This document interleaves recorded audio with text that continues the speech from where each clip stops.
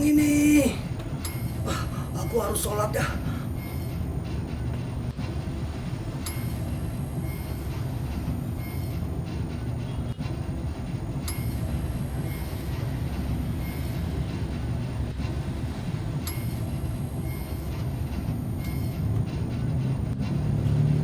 Aku nggak bisa keluar juga.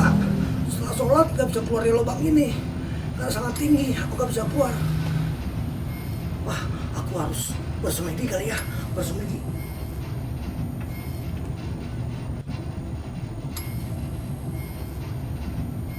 Nggak bisa keluar juga.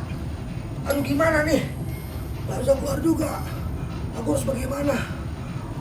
Aku harus berbuat kebaikan.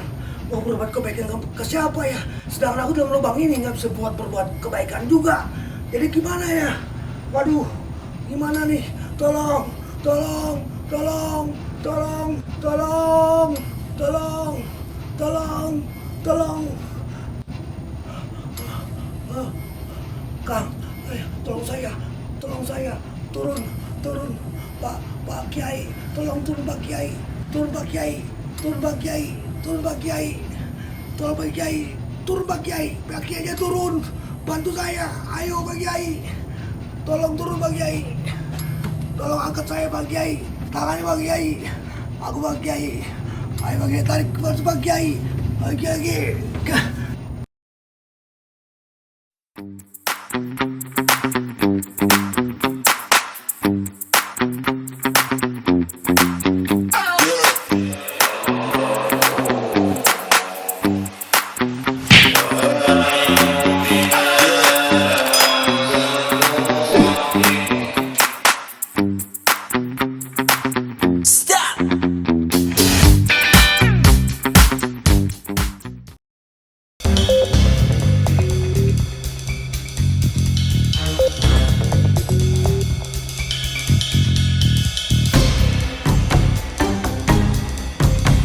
Assalamualaikum sahabat-sahabat saya semua.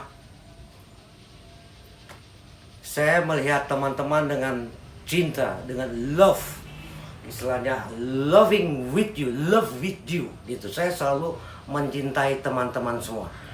Jadi saat ini saya akan mengisahkan seorang pemuda yang hidupnya betul-betul duniawi. Dia sampai jatuh ke lubang dosa atau lubang perbuatan-perbuatan maksiat, sehingga satupun orang tidak ada yang bisa menolongnya gitu, karena dia berbuat dosa, berbuat kejahatan, berbuat maksiat, sehingga dia masuk ke lubang dusta, lubang kebohongan, lubang perbuatan dosa, ya kan, sehingga lewatlah seorang pemuda juga lewat. Nah, dalam lubang itu adalah pemuda yang sangat jahat, yang selalu berbuat dosa. Pemuda yang di atas itu hanya berkata, "Sholat kamu," gitu, "sholat kamu." Akhirnya pemuda yang ada dalam lubang itu sholat. Dia ngikuti perintah yang di atas tuh. Ada pemuda lewat suruh sholat, dia sholat, tidak bisa keluar juga dari lubang itu. Dia sudah sholat, ya sudah zikir, sudah macam-macam, tidak bisa keluar juga dalam lubang itu, ya kan? Lewat lagi yang kedua, ya kan, orang yang betul-betul mengerti tentang religius juga, ya. Apakah mengerti atau tidak, saya kurang tahu, ya. Dia bilang begini, bersemedi kamu, supaya kamu keluar dari lubang itu. Akhirnya sang pemuda lubang itu bersemedi, nggak keluar juga, guys, nggak bisa keluar dari lubang itu, ya kan. Datang lagi orang ketiga lagi, ya kan, orang ketiga, wah, kamu harus berbuat kebaikan supaya kamu bisa keluar dari lubang itu, katanya. Dia berbuat kebaikan ke siapa ya?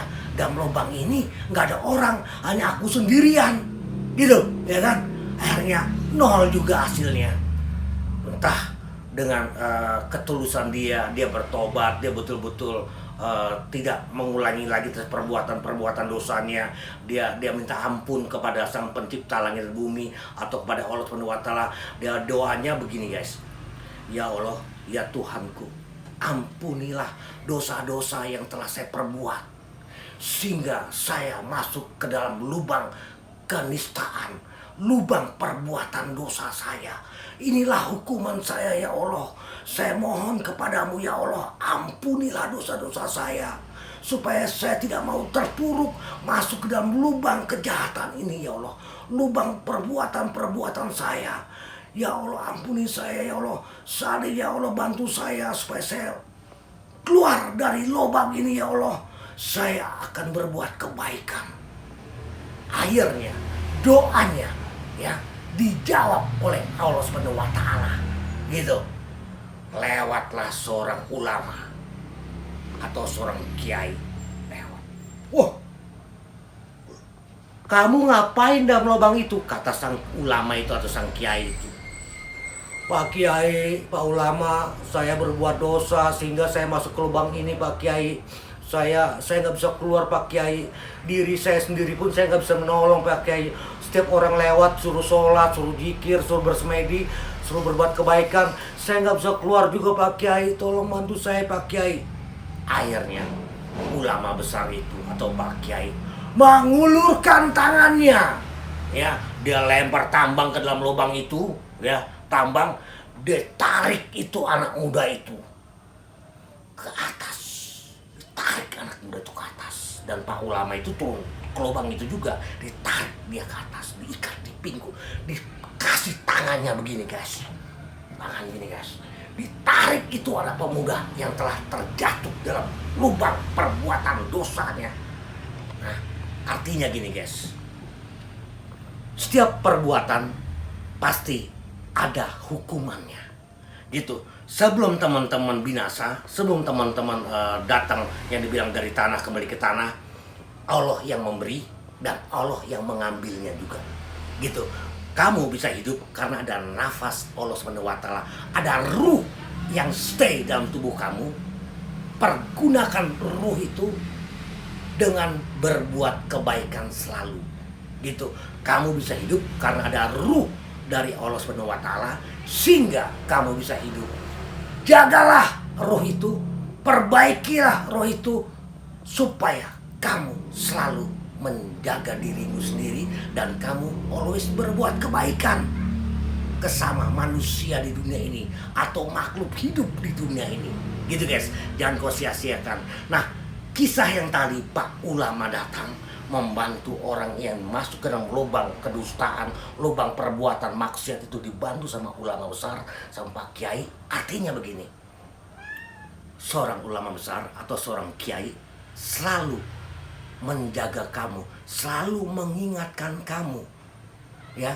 Perbuatan dan pekerjaan seorang ulama itu selalu menyiarkan kebaikan, ya, supaya teman-teman atau sahabat-sahabat tidak berbuat dosa. Ada istilah bahasa filsafat hidupnya kayak gini guys. Kalau teman-teman dekat dengan ulama, bagaikan dekat dengan cahaya. Kalau teman-teman dekat dengan ulama, bagaikan dekat dengan cahaya.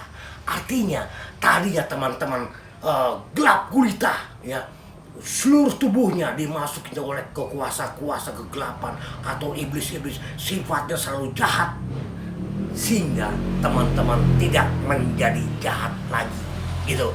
Kalau teman-teman dekat dengan ulama, bagaikan dekat dengan sinar lampu yang selalu menerangi kamu di kegelapan, gitu guys. Jadi teman-teman mulai detik ini, janganlah melakukan perbuatan-perbuatan dosa atau melakukan perbuatan-perbuatan yang dilarang oleh Allah Subhanahu wa taala.